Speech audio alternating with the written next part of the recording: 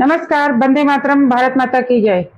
तो दोस्तों आपको पता ही है कि इलेक्शन खत्म हो चुके हैं इंडिया में और बीजेपी की तीसरी बार, बीजेपी की नहीं एनडीए की तीसरी बार गवर्नमेंट भी बनी। इस बार मिलकर बहुत अच्छी लड़ाई लड़ी, फिर भी मोदी जी को तीसरी बार प्रधानमंत्री बनने से रोक नहीं पाए। और ये बात जरूर है कि बीजेपी की 240 सीटें ही आई, पर फिर भी मोदी जी तीसरी बार तो प्रधानमंत्री बन ही गए। और ये नेहरू जी की बराबरी है कि लगातार कोई भी भारत में तीसरी बार प्रधानमंत्री नहीं बना। नेहरू जी बने थे कि नरेंद्र मोदी बने हैं।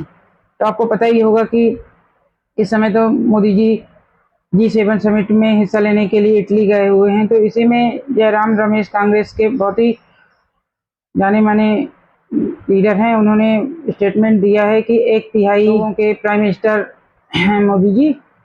और चलिए उनकी बात मान भी लें, तो उन्होंने ये नहीं बताया कि 1/3 लोगों के प्राइम मिनिस्टर मोदी हैं, तो और जो बचे हुए लोगों के प्रधानमंत्री कौन हैं।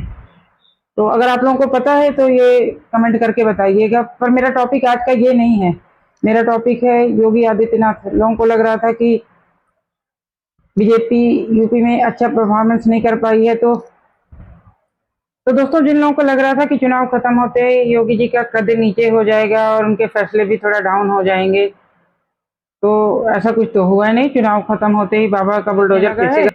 और आपको पता है कि लखनऊ में कुकरेल रिवर फ्रंट के दायरे में जो अकबरपुर में मकान, अवैध मकान तोड़े जा रहे हैं। और ये पिछली सरकारों ने अपने वोट बैंक के लिए बसा रखा था ना, ये जमीन तो अवैध ही थी। और आपने देखा होगा हर एक शहर में ऐसे बसाए जाते हैं और फिर इसमें और लोग आके रहने लगते हैं और फिर तकलीफ उन्हीं को होती है। और फिर भी उसके बदले मकान बना के दिए जा रहे हैं मोदी जी की तरफ से, प्रधानमंत्री आवास जो बनाए जाते हैं।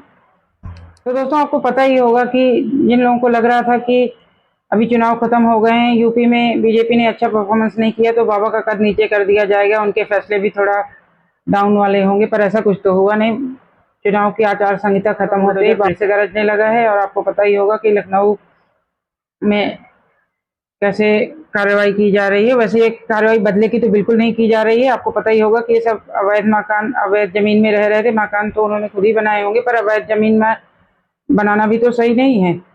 जब आप ये करोगे तो आप सोच समझ के तो उसमें अपना पैसा रुपया लगाओगे। फिर भी इनको मकान के बदले मकान तो दिया ही जा रहा है रहने के लिए। प्रधानमंत्री जो होम बनाए जाते हैं, प्रधानमंत्री आवास जो बनाए जाते हैं, इनको दिए जा रहे हैं। तो दोस्तों, पिछले सरकारों ने अपने वोट बैंक की राजनीति के लिए इन लोगों को बसा के रखा। और आपको पता ही होगा कि फिर नहीं तो ये 30 साल पहले और बोलते हैं और पहले से रह रहे हैं, तो इससे पहले क्या।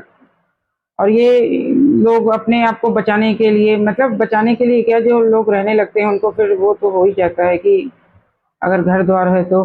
फिर ये सुप्रीम कोर्ट, हाई कोर्ट सब जगह से लड़ाई लड़के आए हैं और नहीं वो। तो आपको पता होगा कि ये कुकरेल रिवर फ्रंट के दायरे में आ रहे थे और यहाँ से नाला निकलना था, इसलिए ये मकान तोड़े जा रहे हैं। तो आपको पता ही होना चाहिए कि बहुत से विपक्षी दल के बोल रहे हैं कि चुनाव की बदले की कार्रवाई। तो बदले की कार्रवाई तो बिल्कुल नहीं है, क्योंकि ये पहले से केस चल रहे थे और ये केस हार चुके थे। और इसके लिए तो दोस्तों बाबा का बुलडोजर तो गरज ही रहा है और नए नए माफियाओं की पहचान भी की जा रही है कि कौन कोई असामाजिक तत्व तो नहीं इन लोगों के साथ आके फिर से दंगा वंगा। वैसे ही आपको पता है यूपी में दंगा वंगा तो होता नहीं है, ये सब पुरानी बातें हो गई हैं।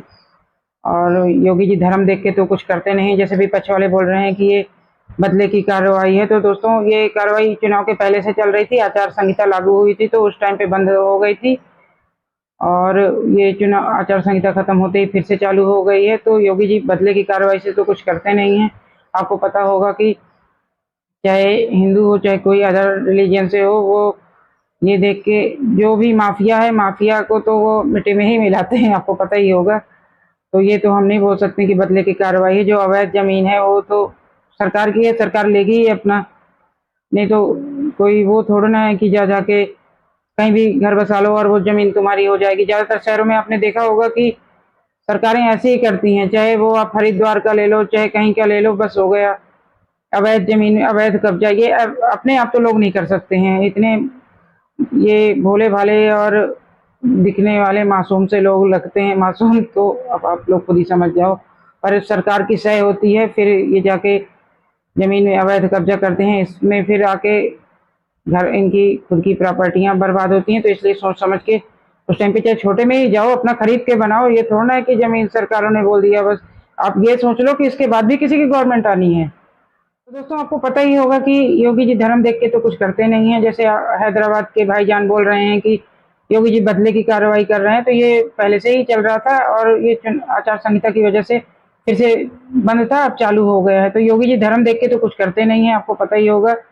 अब जो धर्म देख के करते हैं ना, तो उनको तो पता ही होगा कि योगी जी चाहे उनके बारे में कुछ भी कर दें, वो लोग तो कहीं इनको वोट देने वाले नहीं है। जैसा कि आपको रामपुर की घटना तो याद ही होगा कि वहां पे 300 मकान दिए थे और 0 वोट मिले हैं। तो धर्म देख के ये लोग करते हैं। योगी जी तो ऐसा धर्म देख के करना होता तो 300 मकान, 500 लोगों का घर था और 300 मकान दे दिए। तो धर्म देख के किया है। इसको कुछ शब्द कहने से अच्छा है निशब्द हो जाओ।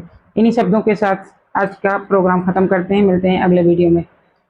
धन्यवाद। वीडियो पसंद आया हो तो लाइक करें, सब्सक्राइब करें।